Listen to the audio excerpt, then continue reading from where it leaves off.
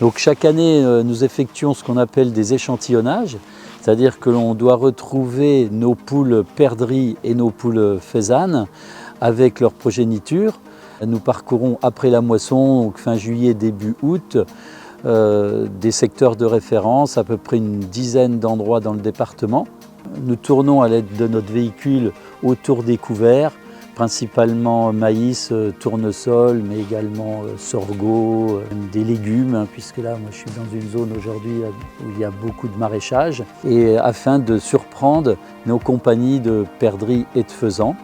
C'est assez difficile parce que les oiseaux sont quand même très sauvages et se cachent. Et donc déterminer combien on a d'oiseaux, donc nos poules faisanes accompagnées de leurs jeunes.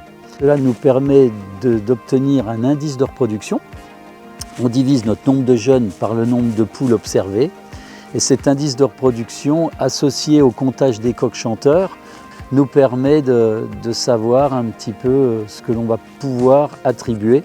Ça donne des éléments aux commissions de plans de chasse qui vont se réunir à partir de la mi-août pour déterminer donc les attributions par région agricole. Donc chez la perdrix rouge et grise, on fait exactement la même chose.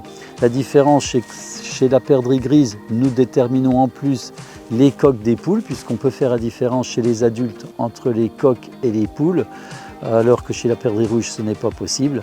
Donc chez la perdrix rouge, on parle d'un indice par adulte d'été et non pas par poule d'été, puisqu'on ne peut pas faire cette différence.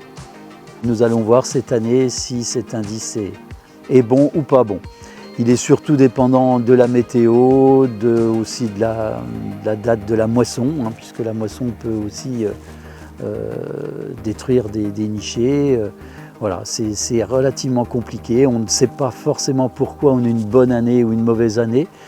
Le but, c'est de constater et d'en tirer les conclusions.